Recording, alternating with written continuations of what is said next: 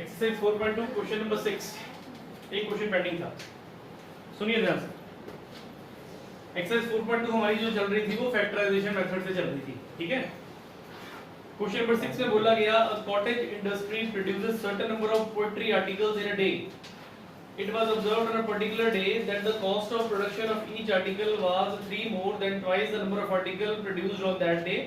If the total cost of production on that day was ₹90, find the number of articles produced and cost of each article. इतनी बड़ी statement देखकर बच्चा बोलता है छोड़ो यार, कौन पढ़े इतनी लंबी चौड़ी स्टेटमेंट, फिर पता नहीं स्टेटमेंट बनेगी भी, इक्वेशन बनेगी कि नहीं बनेगी। जब भी कभी ऐसी बड़ी स्टेटमेंट आए ना, सबसे लास्ट लाइन पहले पढ़ लिया करो। सबसे लास्ट लाइन क्या लिखी है देखो जरा ध्यान से, find the number of article produced and cost of each article, यही है।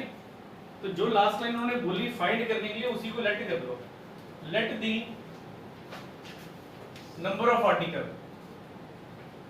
नंबर ऑफ आर्टिकल हमने क्या मान लिए x, ठीक। Cost, cost of each article. अब ईच आर्टिकल की कॉस्ट दोनों क्या होने वाली है, अब स्टेटमेंट पढ़नी पड़ेगी शुरू से। It was observed on a particular day that the cost of production, statement देख रहे हो ना बुक में सारे, कॉस्ट ऑफ प्रोडक्शन जो है of each article was 3 more than twice the number of article. सुनिए, जो कॉस्ट ऑफ ईच आर्टिकल है ऑन अ पर्टिकुलर डे, किसी एक दिन में ईच आर्टिकल की कॉस्ट 3 मोर, ये हमने 3 मोर कर दी है। 3 मोर का मतलब समझते हो, 3 लिखकर मोर प्लस कर दो। अब किस में प्लस करना है, 3 मोर देन ट्वाइस, ट्वाइस करना है। अब किसका ट्वाइस करना है, twice number of article produced on that day, number of article twice of the number of article. आपको पता है नंबर ऑफ आर्टिकल कुछ माने होंगे, नंबर ऑफ आर्टिकल्स क्या है हमारे पास x, तो twice the number of article produced on that day. अब ये दो लाइनें जो स्टार्टिंग में मैंने लिखी, इतनी लंबी चौड़ी स्टेटमेंट पढ़ने के बाद समझ में नहीं आता कि क्या स्टार्ट क्या करें। तो जो चीज फाइंड करनी होती है ना, सबसे पहले उसी को लेट कर लो। फाइंड क्या करना था, उन्होंने बोला था फाइंड करिए कि भाई नंबर ऑफ आर्टिकल कितने होंगे, तो हमने बोल दिया नंबर ऑफ आर्टिकल कितने हैं, नंबर ऑफ आर्टिकल हमारे पास x है। उसके बाद कहते हैं वो जो आर्टिकल है उसकी जो कॉस्ट है ना, हर एक आर्टिकल की कॉस्ट वो 3 मोर होगी, 3 रुपए ज्यादा होगी, ठीक है। किससे ज्यादा होगी, ट्वाइस करोगे जब आप आर्टिकल का। इतना डन। अब according to question, according to question चले तो वो क्या कहते हैं, if the total cost of production on that day was ₹90, क्या दे दिया गया, टोटल कॉस्ट दे दी गई। अब टोटल कॉस्ट कितनी दे दी गई है, टोटल कॉस्ट ₹90 दे दी गई है, 90 रुपए कॉस्ट है, ठीक। देखिए सीधी सी बात है, अगर मेरे पास एक मार्कर की कीमत 20 रुपए है तो 10 मार्कर की कीमत कितनी होगी, टोटल कॉस्ट कितनी होगी, मल्टीप्लाई करोगे आप। एक आर्टिकल की कॉस्ट 20 रुपीज है तो ऐसे 10 आर्टिकल की कॉस्ट कितनी होगी, ऐसे 10 आर्टिकल को आप 1 आर्टिकल की कॉस्ट के साथ मल्टीप्लाई कर दोगे। तो यहाँ पर हमने बोला नंबर ऑफ आर्टिकल कितने हैं मेरे पास x, और एक आर्टिकल की कॉस्ट कितनी है, cost of each article 2x + 3। इतना समझ में आ गया। जैसा मैंने आपको बोला मेरे पास 20 मार्कर हैं और एक मार्कर की कीमत 10 रुपए है, तो दोनों को मल्टीप्लाई करके टोटल कॉस्ट पता लग जाएगी। वही यहाँ पर भी हुआ, नंबर ऑफ आर्टिकल कितने हैं मेरे पास x, और एक आर्टिकल की कीमत कितनी है 2x + 3, तो x × 2x + 3 करेंगे तो क्या मिलेगा, टोटल कॉस्ट मिल जाएगी हमें। तो टोटल कॉस्ट उन्होंने दी हुई थी कितनी, 90 रुपीज। अब हमें x पता करना है, तो x को इससे मल्टीप्लाई किया तो कितना बना बच्चों, 2x² + 3x + 90, इधर ले आओ, इधर आकर क्या हो गया -90 = 0। कल की क्लास में फैक्टराइजेशन मेथड सीखा था हम लोगों ने, ठीक है। a कितना बताइए 2, b कितना है 3, c कितना है। इसके बाद आप क्या करते थे, रेफर कर लें जरा, a × c करते थे। a कितना देखिए 2, उस 2 को किससे मल्टीप्लाई करोगे, -90 से मल्टीप्लाई करोगे तो -180। अब ये 180 आ गया, 180 के प्राइम फैक्टर कर लीजिए। 180 के फैक्टर क्या हुए, 2 9 का 18 0, फिर 2 के टेबल पे भेजा तो 45, फिर 3 के टेबल पे भेजा तो 3 1 का 3, 3 5 का 15, फिर 3 पे भेजा तो 5, और फिर 5 पे भेजा तो 1। इतना डन। ये हमने बना लिया। जब कल आपको फैक्टर करने सिखाए थे तो क्या बताया गया था, सेंटर वाली टर्म नहीं उतारनी नीचे, ठीक। इट मींस हम लिख लेते हैं 2x² प्लस ब्रैकेट डाल देते हैं, साथ में x लिख लेते हैं -90 = 0। कोशिश करिए और 3 बनाइए किसी तरह से, प्लस माइनस मल्टीप्लाई करके क्या देखो 3 बनता है किसी तरह से, वहां पे करो कोशिश जरा। 2 2 का 4, 4 3 का 12, यहां तक लिया 12 तक रख लिया हमने, और 5 3 का 15, एक 12 आ गया एक 15 आ गया, बताओ बन रहा है 3, बन जाएगा 3, कैसे बनेगा, 15 में से 12 माइनस करेंगे, समझ में आ गया। कोई इधर से इन तीनों को मल्टीप्लाई कर लिया, इन दोनों को मल्टीप्लाई कर लिया, फिर इनमें से और इसमें से इनको माइनस करके 3 आ गया, तो ये लिख लिया 15 - 12, 15 में से 12 जाएंगे तो 3 आ जाएगा हमारा, b आ जाएगा हमारा वापस। ब्रैकेट्स खोल लीजिए, ब्रैकेट्स खोलिए, 2x² plus 15x minus 12x minus 90 = 0। देखिए पेयर बन गया, कॉमन किया दोनों में x, क्या बचा यहाँ पर 2 बच गया, साथ में x आ गया, प्लस x बाहर निकाला तो 15 आ गया, साइन कौन सा है, माइनस, इतना डन। अब इन दोनों में कॉमन क्या होगा, अब यहाँ पर ध्यान देना, अगर कभी समझ में ना आए निकलने को तो 2 भी कॉमन निकल जाएगा, 2 के टेबल पे 12 आता है ना, ठीक है, 3 भी कॉमन निकल जाएगा, 6 इज द राइट आंसर। देखो जब 6 बाहर आएगा, यहाँ पे कितना चाहिए आपको 2, तभी तो ये यहाँ पर लिखा जाएगा, ये क्या हमारे पास 2x + 15, ये लो 6 2 का 12 आ गया 12, और 6 15 का 90, इतना डन। जब यहाँ से कॉमन निकालना है तो जो सबसे बड़ा टेबल होगा ना वो कॉमन निकाल लेना है, तो 2 पे भी जाते हैं, 3 पे भी जाता है और 6 पे भी जाता है, तो हमने क्या बाहर निकाल लिया, 6 बाहर निकाल लिया यहाँ से। अब = 0, दोनों में देखो सेम क्या है हमारे पास, 2x + 15 कॉमन बचा गया, हमारे पास बच गया x - 6, अलग अलग कर लो दोनों को, तो ये हमारे पास हो गया बच्चों 2x + 15 = 0 और x - 6 = 0, तो x = -15 / 2 and x = 6, ठीक है, +15 उधर गया तो माइनस और 2 आ गया डिवाइड में, -6 उधर गया तो प्लस, तो ये हमारी 4.2 कंप्लीट हुई, क्वेश्चन नंबर 6 हमारा कंप्लीट हुआ। अब स्टार्ट करेंगे एक्सरसाइज 4.3, ठीक। चलिए देखिए बच्चों, एक्सरसाइज 4.3 नया मेथड सीख रहे हैं हम, कंप्लीटिंग द स्क्वायर मेथड से फैक्टर करने हैं अब हम। फर्स्ट क्वेश्चन ध्यान से समझना, जैसे फर्स्ट क्वेश्चन करेंगे सभी क्वेश्चन वैसे होंगे। Question number 1, first part statement है हमारे पास 2x² - 7x + 3 = 0। Completing the square method से फैक्टर करने के कुछ एक स्टेप्स हैं।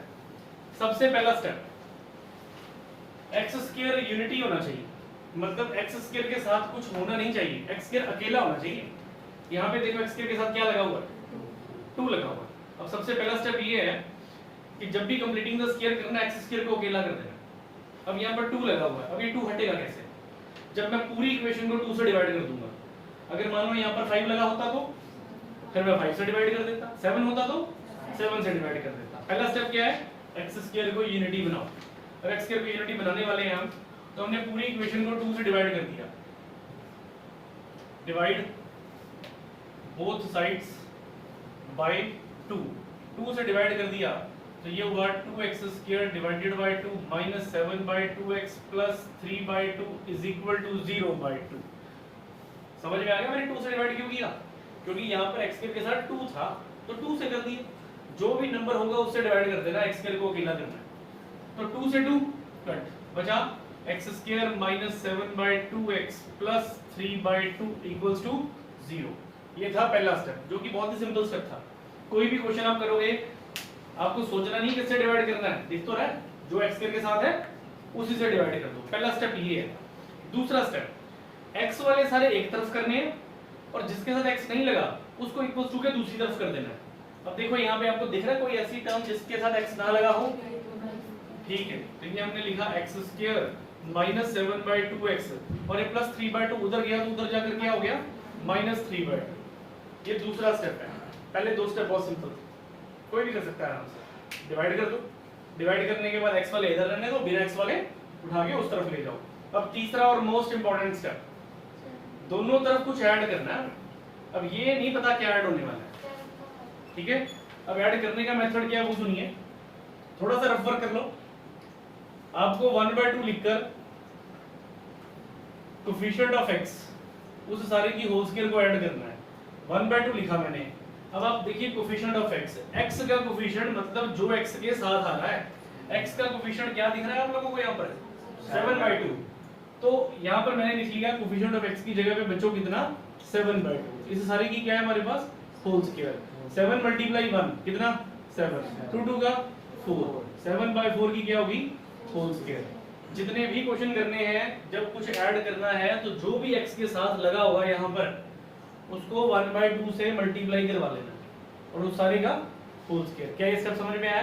कितना मिल गया मेरे को 7/4 की होल स्क्वायर। बस यही इंपॉर्टेंट स्टेप था। अब जब मैं 7/4 की होल स्क्वायर लिखूंगा तो x - 7/2x प्लस 7/4 की whole square is equal to -3/2 plus 7/4 की होल स्क्वायर। इधर भी ऐड कर दो उधर भी ऐड कर दो, इसको कहते हैं बैलेंसिंग। ये बैलेंस हो गया होगा। अगर मैं इसको परली तरफ लेके जाऊंगा तो ये और ये आपस में क्या हो जाएंगे कट, फिर वापस यही इक्वेशन मिल जाएगी। हमने लेके नहीं जाना। मैथमेटिक्स में ऐसे नहीं होता कि एक तरफ ऐड कर दो तो दूसरी तरफ कुछ करो ही ना, ठीक है। अगर 2 रुपए मैंने दिए हैं तो वो 2 रुपए मैंने वापस भी लेने हैं, बैलेंस करना है। तो अगर मैंने 7/4 इधर ऐड कर दिया तो 7/4 की होल स्क्वायर उधर भी ऐड कर देनी है। इतनी चीज क्लियर? अब बच्चों ये ना फॉर्मूला बन रहा है, जितने भी क्वेश्चन करोगे कंप्लीटिंग द स्क्वायर से उन सब में ये फॉर्मूला बन जाएगा, ठीक है। शॉर्ट में याद करने का तरीका क्या है वो देखिए। सबसे पहले यहाँ पर क्या दिख रहा है आपको x। अब स्टेप देख लेना ध्यान से जरा है। सबसे पहले क्या दिख रहा है x, तो पहले x लिख दो। उसके बाद ये कौन सा साइन है तो माइनस डाल दो। अगर मान लो प्लस होता तो क्या डालते, यहाँ से x लिख लिया, यहाँ से माइनस डाल दिया। उसके बाद क्या दिख रहा है 7/4, तो फिर लिख दो 7/4 और सारे की क्या कर दो होल स्क्वायर। देखो ये फॉर्मूला था a² प्लस b² और -2ab। ये पूरा का पूरा फॉर्मूला है a² प्लस b² -2ab का फॉर्मूला। इसको खोलोगे तो यही मिलेगा और इक्वल्स टू के परली तरफ क्या है -3/2 और प्लस 7 7 का 49 4 4 का 16। अगर किसी को ये समझ में नहीं आया तो यहाँ पे मैं रफ में कर रहा हूँ, देख लो जरा एक बार। ये था हमारे पास बच्चों x² - 7/2x और प्लस 7/4 की होल स्क्वायर। ये ध्यान देना जरा, ये फॉर्मूला है a² - 2ab प्लस b² और ये पूरा का पूरा फॉर्मूला होता है a - b की होल स्क्वायर। 8th क्लास में पढ़ा आप लोगों ने formula first time, a² - 2ab plus b²। अब आप देखो a कौन है और b कौन है, बस वैल्यू तो भरनी है।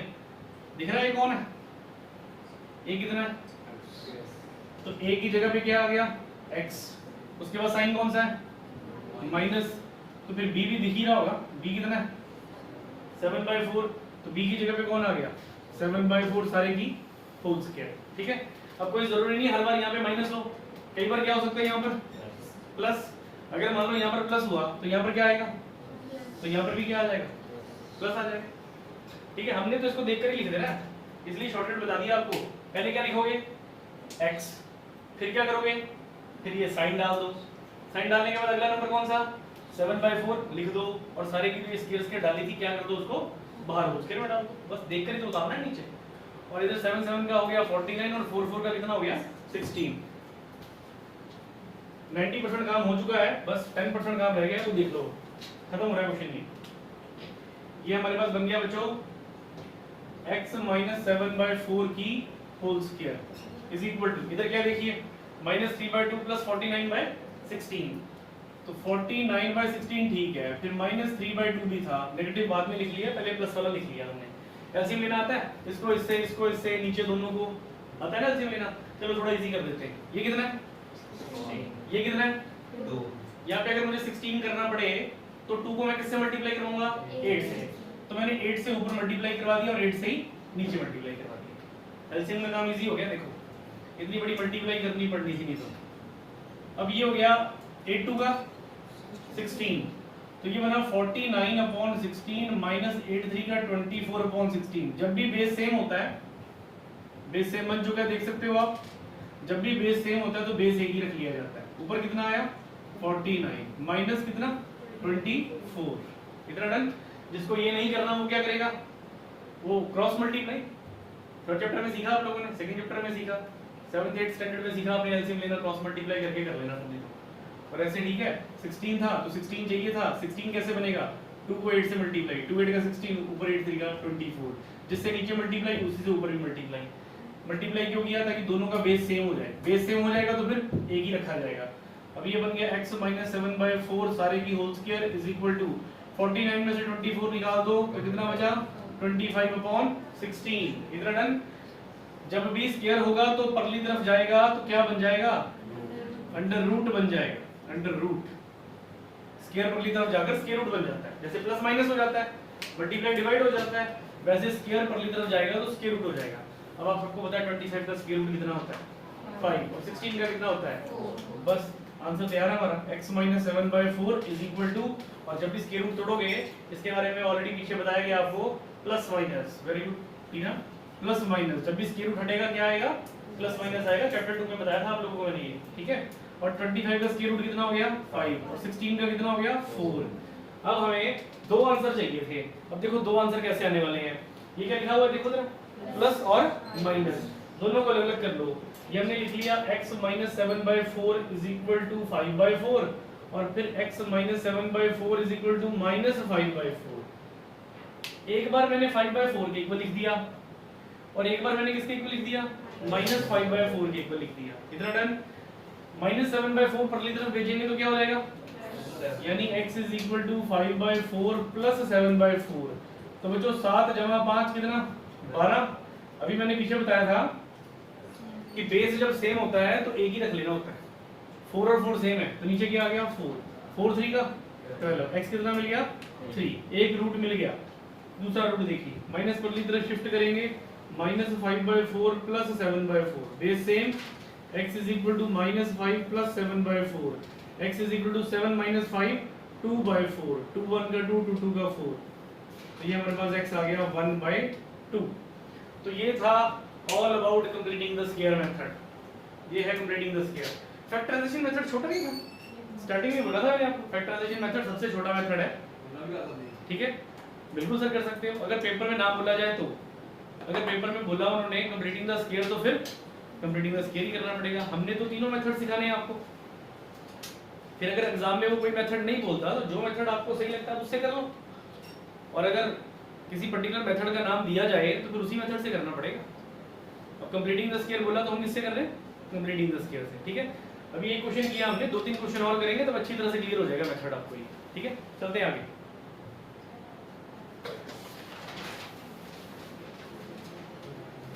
सेकंड पार्ट बच्चों, सेकंड पार्ट है 2x² plus x minus 4 equals to 0। चलिए अब स्टेप्स आप बताइए।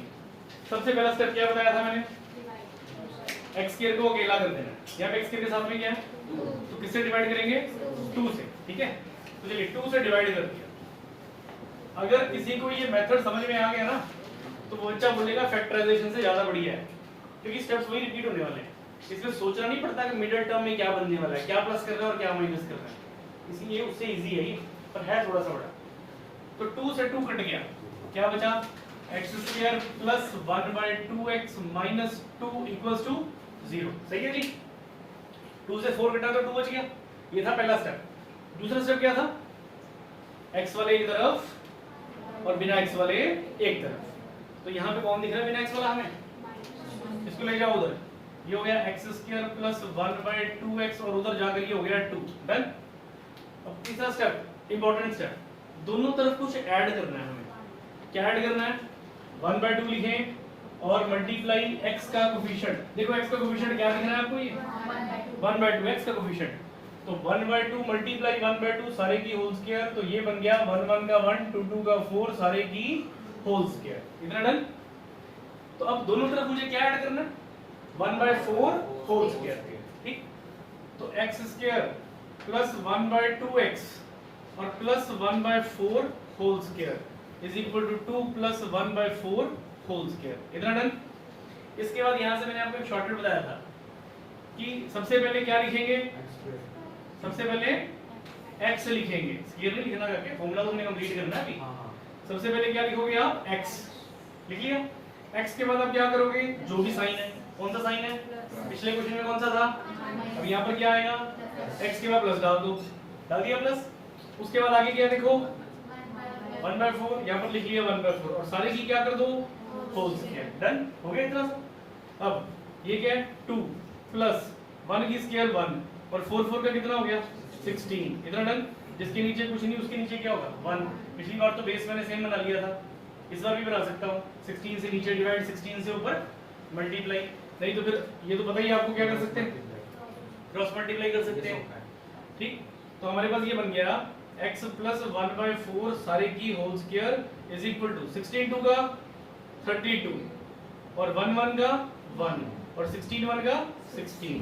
तो ये बन गया x plus 1/4 whole square is equal to 32 plus 1 that is 33 divided by 4। Done. ठीक है, ठीक है, 32 जमा 1 बेटा 33। इसके बाद क्या करना होता है, स्क्वायर है उधर जाएगा तो वही मिस्टेक 16 जाएगा, सब जाएगा, अच्छी बात। ठीक है, 33/16 जान के किया था, देखना चाहता था। गर्ल्स ही जाग रही, बॉयज तो सोए हुए, जाग जाओगे आप भी। 33/16। ठीक है, अब स्क्वायर तरह कर क्या हो जाएगा, ठीक है, x plus 1/4 is equal to square root of 33/16। पिछली बार तो 25 था 4 था तो टूट गया, स्क्वायर रूट 16 था, है ना। यहाँ पर देखो क्या हो रहा है, एक का टूटेगा एक का नहीं टूटेगा, कोई बात, कोई दिक्कत नहीं है। किसका स्क्वायर रूट टूटेगा 16 का। 16 का स्क्वायर रूट क्या होता है 4। 33 का तो टूटना नहीं, ना तोड़ो। जब अगर एक का भी स्क्वायर रूट टूट गया तो क्या आएगा यहाँ पर, प्लस माइनस तो आना ही आना। अब इसके बाद आपको बताया था x plus 1/4 is equal to root 33/4। x plus 1/4 is equal to minus root 33/4। Plus वाला अलग कर लो, माइनस वाला अलग कर लो। 1/4 उधर जाएगा तो क्या हो जाएगा, रूट 33/4 माइनस 1/4, बेस दोनों का same. x is equal to root 33 minus 1 divided by 4। इसका आंसर आ गया, ऐसे ही छोड़ देंगे इसको हम। ठीक, प्लस 1/4 उधर गया तो माइनस रूट 33/4 प्लस 1/4 उधर गया तो minus 1/4। x is equal to minus root 33 minus 1 divided by 4। Question complete. देखो जितना जितना क्वेश्चन मैंने अभी करके दिया आपको सारा पिछले जैसे ही था, कुछ भी नया थोड़ी किया मैंने। अगर आपको समझ में एक क्वेश्चन आ गया तो जितने मर्जी क्वेश्चन आप इस मेथड से कर सकते हो, किसी भी तरह का क्वेश्चन कर सकते हो। अब थर्ड क्वेश्चन ट्राई करेंगे स्क्वायर रूट वाला, वो भी ऐसे ही है। ठीक, करते हैं आगे। मेरी वॉइस बोर्ड पे देखिए, question number 1 third part. Statement है 4x² plus 4 root 3x plus 3 equals to 0। पहला स्टेप क्या है शिवम, पहला स्टेप है वो 4 से करना है। स्टेटमेंट देखकर घबराना नहीं, स्क्वायर रूट आ गया तो स्टेप्स याद रखो। पहला स्टेप क्या है, डिवाइड करते हैं, किससे करना है 4 से। चलिए 4 से डिवाइड कर देते हैं। लो 4 से डिवाइड कर दिया, जब डिवाइड किया तो 4 कट क्या बचा, x² प्लस 4 से 4 कट हो गया तो रूट 3x और प्लस 3/4 इक्वल्स टू 0। दूसरा स्टेप क्या है, ठीक है जी, x² प्लस रूट 3x इधर, उधर कौन गया माइनस 3/4। डन। इंपॉर्टेंट स्टेप, कुछ ऐड करना है दोनों तरफ। क्या ऐड करना है, 1/2 लिखेंगे मल्टीप्लाई x का कोफिशिएंट। क्या x का कोफिशिएंट देखो इस पर रूट 3 और सारे की क्या है होल स्क्वायर, तो 1 को रूट 3 से करेंगे तो रूट 3 डिवाइडेड बाय 2 सारे की होल स्क्वायर। इतना डन। अब ये हमारे पास बन गया x² plus root 3x plus क्या ऐड करना था हमें root 3/2 whole square is equal to minus 3/4 plus root 3/2 whole square. यही ऐड करना था। इसको तो देखकर पता लग जाएगा क्या लिखना है, अब तक तो याद हो जाने चाहिए स्टेप्स। सबसे पहले क्या आएगा x आएगा, फिर क्या आएगा प्लस आएगा, फिर क्या आएगा रूट 3/2 सारे की होल स्क्वायर, ये माइनस 3/4। अच्छा स्क्वायर से स्क्वायर रूट तो 3 रह गया और 2 का 4 आ गया। कितना डन? 3 बच गया और 4 आ गया। इस बार देखो क्या हुआ, इस बार हमारे पास ये बन गया x plus root 3/2 whole square is equal to 0। 0 बच गया, नेगेटिव पॉजिटिव बेस सेम है, 3 से माइनस करोगे 3 तो 0 ही आएगा, 0 को 4 से डिवाइड करोगे तो 0 आएगा। अब दो आंसर निकालने हैं हमने इसके। दो आंसर कैसे निकालने देखिए, हमने पावर कितनी है दिख रही, पावर 2 है ना, तो इसको ऐसे करते हैं 2 बार लिख लेते हैं, एक बार और फिर ये 2 बार। पावर 2 थी तो 2 बार लिख लेते हैं। 0 का स्क्वायर रूट क्या, थोड़ा 0 टूटेगा और क्या होगा वो तो ठीक। 2 बार लिखकर अलग अलग कर लो, जैसे फैक्टराइजेशन मेथड में करते थे, x प्लस रूट 3/2। अब प्लस उधर जाकर क्या हो गया, माइनस रूट 3/2, प्लस उधर जाकर क्या हो गया, माइनस रूट 3/2। क्वेश्चन कंप्लीट हो गया। तो घबराने वाली तो कोई बात नहीं, क्वेश्चन जैसा मर्जी हाँ छोटा होता जा रहा है ना। देखो पता क्या, प्रैक्टिस होती जा रही है आपकी। तो प्यारे बच्चों, अभी तक जितने क्वेश्चन आपने किए सब क्वेश्चंस के आंसर्स आ रहे थे, ठीक ना मोटे बेटा। फर्स्ट पार्ट किया हमने सॉल्व, सेकंड सॉल्व किया, थर्ड सॉल्व किया, सबके आंसर्स आए। x का कुछ ना कुछ आंसर आया, मान लीजिए जैसे 4 और -5 आंसर आ गया, ये आंसर्स आए हैं। इनको बोला जाता है रूट्स आर रियल। क्या बोलते हैं इनको, roots are real. Real roots होते हैं जब आंसर आ जाता है। 10th क्लास में स्क्वायर रूट के अंदर अगर 25 है तो आप आंसर बोल देते हो जी +-5 बोल देते हो ना।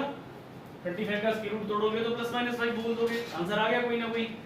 पर अगर स्क्वायर रूट के अंदर माइनस आ गया, फिर अभी तक तो आया नहीं किसी क्वेश्चन में, अगर स्क्वायर रूट के अंदर माइनस आ गया क्वेश्चन वहीं पे छोड़ दिया जाएगा, आगे नहीं किया जाएगा। आप बोल दोगे रूट्स आर नॉट रियल। इसके बारे में ना अगला मैंने क्वाड्रेटिक फॉर्मूला कराना है, अच्छी तरह से बताऊंगा आप लोगों को। यानी ये जो कंप्लीटिंग द स्क्वायर मेथड कर रहे हो, आपने 3 क्वेश्चन किए, तीनों में अंडर रूट आया और वो अंडर रूट पॉजिटिव था, हमने सॉल्व किया। अब जो चौथा पार्ट हम करने वाले हैं इसमें स्क्वायर रूट के अंदर नेगेटिव आएगा और क्वेश्चन वहीं पे छोड़ दिया जाएगा, क्वेश्चन और छोटा हो जाएगा। देखिए कैसे, फोर्थ पार्ट दिया हमें 2x square plus x plus 4 equals to 0।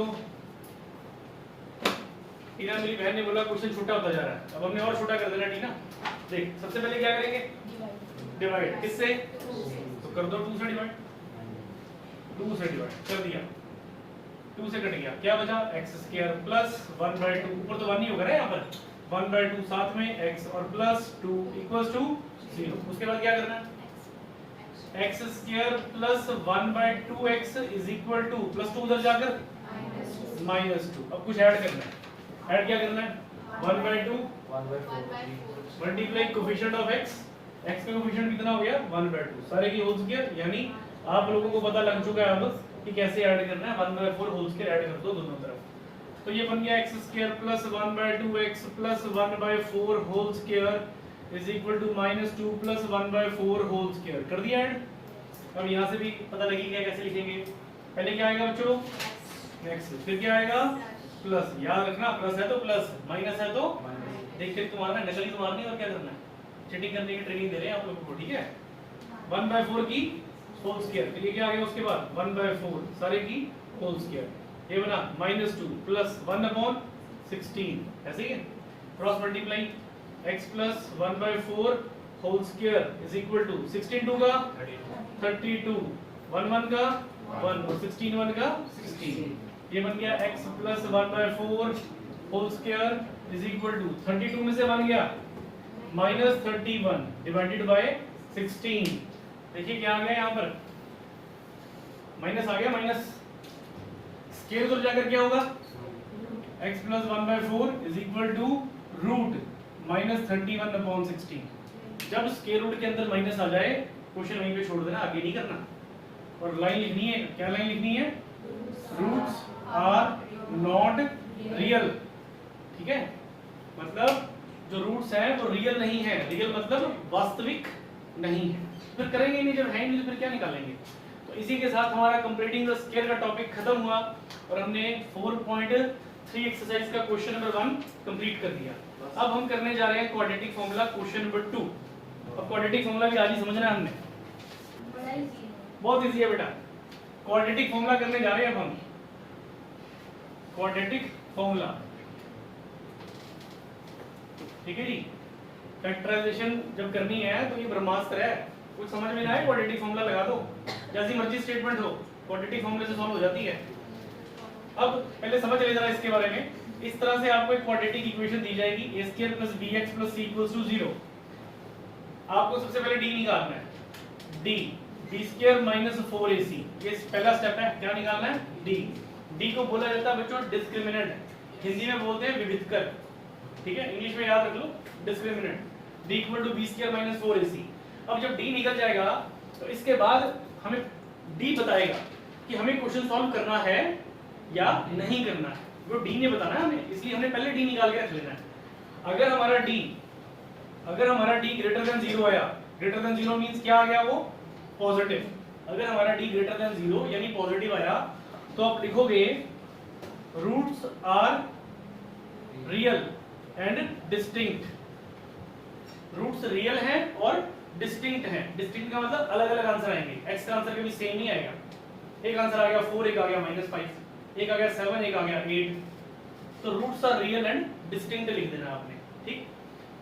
अगर आपका d इक्वल्स टू 0 आ गया, मतलब d ही 0 आ गया सॉल्व करके, तो आप लिखोगे roots are real and equal. Roots are real and equal. यहां पर देखिए मैंने क्या लिखा था? डिस्टिंक्ट। यहां पर मैंने क्या लिखा हुआ है? इक्वल। मतलब x, अगर d आपका 0 आया ना तो x का आंसर सेम आएगा, मतलब फैक्टर करके आंसर आ गया 2, तो दूसरा भी 2 ही आएगा। -4 तो दूसरा भी -4 ही आएगा। पर ये कब होगा? जब आपका d क्या आ जाएगा? 0। तो एक तो ये रूल था, दूसरा ये था, और तीसरा लास्ट, अगर आपका d लेस देन 0 आया, लेस देन 0 मींस d क्या आ गया आपका? नेगेटिव आ गया। नेगेटिव आया तो आप लिखोगे रूट्स आर नॉट रियल। तो रूट्स आर नॉट रियल लिख दोगे और क्वेश्चन सॉल्व नहीं करोगे। पर इन दोनों केसेस में क्वेश्चन को सॉल्व किया जाएगा। अब क्वेश्चन सॉल्व करने का फॉर्मूला क्या लगने वाला है वो देखिए। पहले क्या निकालना है बच्चों? d आपको बताएगा क्वेश्चन सॉल्व करना है कि नहीं करना है। करना कब है? जब d ग्रेटर देन 0 हो या इक्वल्स टू 0 हो। तो उस वक्त आपको फॉर्मूला अप्लाई करना है x is equal to -b plus minus root d divided by 2a। ये बहुत ही इंपॉर्टेंट फॉर्मूला है, इसको याद कर लेना आप। अभी क्वेश्चन करते करते याद हो जाएगा, जैसे कंप्लीटिंग द स्क्वायर के स्टेप्स याद हो गया आप लोगों को, ठीक। तो आपने ये फॉर्मूला अप्लाई कर देना है। अगर आपका d क्या आया? नेगेटिव, तो लिख दो रूट्स आर नॉट रियल और क्वेश्चन छोड़ दो, सॉल्व मत करो। इतना डन। ये इंपॉर्टेंट चीज है, इसे नोट करिए, फिर स्टार्ट करते हैं क्वेश्चन। ताकि बोर्ड पे बच्चों एक्सरसाइज 4.3 क्वेश्चन नंबर 2 का फर्स्ट पार्ट स्टेटमेंट है 2x square minus 7x plus 3 equals to 0। Question को ध्यान से समझना। क्वाड्रेटिक फॉर्मूला खत्म, बस खत्म ही है, समझ लो, अभी कर देते हैं खत्म। कंप्लीटिंग द स्क्वायर खत्म, ठीक। इसको सबसे पहले कंपेयर करवा लो ax square plus bx plus c equals to 0 के साथ। ये पहला स्टेप है इसका। देखकर पता लग जाएगा a कितना है, b कितना है, c कितना है। चल बता रवनीत, a कितना बेटा? 2, a 2, तो b बता कितना? -7, c 3। हो गया, लिख लिया। आपको बोला था सबसे पहले क्या निकालना है? d means discriminant, b square minus 4ac। इसको क्यों निकालना है ये बताएगा हमें क्वेश्चन सॉल्व करना है कि नहीं करना है, ठीक। तो अब मुझे बताइए b की वैल्यू कितनी है? इस b की जगह पर क्या आ गया बच्चों? -7, उसके बाद माइनस, फिर 4। अब इनके बीच में अगर कोई साइन नहीं है तो समझ लो मल्टीप्लाई है। 4 के बाद क्या आया? a। ढूंढो a कितना है? 2। a के बाद क्या आया? c ढूंढो कितना है? हाँ जी बॉयज, ध्यान से समझ लेना इसको, ठीक है। d इज इक्वल टू, यही मेथड है जिसने टेस्ट में पास करना आपको। वैसे उम्मीद है नहीं पास होने की, एक तो सीखो अच्छी तरह से। 7 का माइनस कितनी बार आएगा? तो माइनस कट जाएगा। 7 का 49, उसके बाद माइनस 4 2 का 8 8 3 का 24, डी कितना आ गया 49 माइनस 24 दैट इज 25। अब आप मुझे बताओ ये जो 25 है ये ग्रेटर देन 0 है, पॉजिटिव है, इसका मतलब ये ग्रेटर देन 0 आया, मतलब आपका डी तो ग्रेटर देन 0 निकल गया। और अगर डी ग्रेटर देन 0 निकल गया तो क्या लिखवाया था, roots are real and distinct. Distinct मतलब अलग अलग आंसर आएंगे। अब देखते हैं अलग अलग आंसर कैसे आते हैं। तो जब ये d ग्रेटर देन 0 हो तो फिर फॉर्मूला कौन सा, x is equal to minus b plus minus root d divided by 2a। बस वैल्यूज ही भरने का काम है।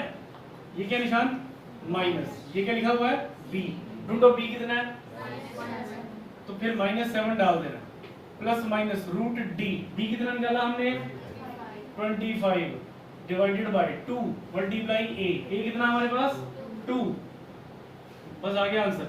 माइनस से माइनस कट, कितना बचा 7 प्लस माइनस, बताओ 25 का स्क्वायर रूट कितना होता है 5, ये हो गया 5 और 2 का कितना होता है, तो मतलब एक बार प्लस कॉमा एक बार माइनस। 7 प्लस 5 अपॉन 4 लिख लिया, फिर 7 माइनस 5 अपॉन 4 लिख लिया।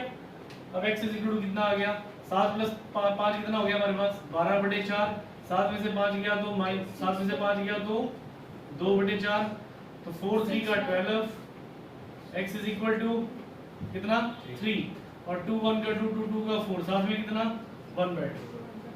आंसर आ गया 3,1/2। ठीक है जी, सेम आंसर। और अगर कोई 6 6 बोल रहा है तो वो गलत कर रहा है। ठीक है, इतना डन कर लीजिए नोट। इससे पहला क्वेश्चन था ये। थर्ड पार्ट देखिए, क्वेश्चन नंबर 2 का बच्चों थर्ड पार्ट। स्टेटमेंट है 4x² प्लस 4 रूट 3x और प्लस 3 इक्वल्स टू 0। सुमित बताएगा कि a कितना, b कितना, c कितना, कितना ना ये 4 है, मैंने बता दिया। b कितना दिख नहीं रहा, डंडे पड़ने वाले तेरे। b हो गया 4 रूट 3, c कितना 3। अब यहाँ पे 2000 का नोट रखा होता तो दिख जाना था। a हो गया, b हो गया और c हो गया। इतना डन। फॉर्मूला क्या बोल भाई, फॉर्मूला क्या, हाँ d is equal to b square. b कितना देखिए इस बार, b है 4 root 3 whole square minus 4, Shivam Rahul board पे देखो भाई, मल्टीप्लाई a। घर वालों की दी हुई फीस वेस्ट मत करो, सीख लो। 4 मल्टीप्लाई a मल्टीप्लाई c। अब इसको कैसे सॉल्व करना है वो देख लो बेटा, वही तो बता रहे हैं, इसको देख लो सॉल्व कैसे करना है। ये क्या होल स्क्वायर, ये है ना हमारे पास 4 कितनी बार आ रहा है, तो 4 4 का कितना हो गया, और स्क्वायर से स्क्वायर रूट तो बचा क्या 3, तो 16 3 का 48। समझ गए। तो यानी इसको हटाकर मैं क्या लिखने वाला हूँ, अब 48 लिखने वाला हूँ यहाँ पर। ये समझा दिया मैंने 48 क्यों आया। ठीक, 4 4 का 16, 16 3 का 48, डी कितना आ गया 0 आ गया। पिछली बार क्या था ग्रेटर देन। अब नहीं करना ना, क्या बात कर रहा है भाई, क्या बात कर रहा है, मजाक कर रहा है तो उठा तो है, कहता अब नहीं करना है। डी आ गया इक्वल्स टू 0, और जब इक्वल्स टू 0 होता है तो उस वक्त क्या होता है, रूट्स आर रियल। रियल तो होते हैं, साथ में इक्वल, यानी इस बार जो आपका आंसर आएगा ना, दोनों आंसर सेम आएंगे। ठीक, तो फॉर्मूला लिखा हुआ हमने, x is equal to this and that, x is equal to minus b। b ढूंढिए कितना, ये हमारे पास है 4 रूट 3 प्लस माइनस d कितना है 0, 2 मल्टीप्लाई a कितना हमारे पास 4, x is equal to minus 4 root 3 plus minus 0 divided by 2 4 का 8। अब 0 है तो इसका मतलब ये थोड़ी 0 को छोड़ देंगे, लिखना है 0 को भी हमने। अब आगे देखो, minus 4 root 3 plus 0 upon 8, minus 4 root 3 minus 0 upon 8। एक बार प्लस कर दिया और एक बार माइनस। हाँ ठीक है, 0 का स्क्वायर रूट बेटा 0 ही होता है। ठीक है, तेरे एक्सप्रेशन से लग रहा था कुछ समझ में नहीं आया, इसलिए बताया। तो बच्चों इसमें अगर 0 ऐड करेंगे तो क्या होगा, यही रहेगा, चेंज थोड़ी हो जाएगा। तो ये था माइनस 4 रूट 3 अपॉन 8 कॉमा, इसमें से 0 माइनस करोगे तो यही रहेगा, -4√3/8। कुछ कट रहा है? 4 1 का 4, 4 2 का 8, 4 1 का 4, 4 2 का 8। Answer is -√3 divided by 2, -√3 divided by 2। तो मैंने बोला था रूट्स आर इक्वल, तो देखो रूट्स क्या आ गए? इक्वल आ गए। सर वो जो आप बोल रहे हो ना सॉल्व नहीं करना, वो तब होता है जब डी आपका नेगेटिव आए। तीसरा रूल लिखवाया था, जब डी नेगेटिव आएगा तो सॉल्व नहीं करना। ठीक है, क्लियर? नोट करिए, फिर होमवर्क देते हैं।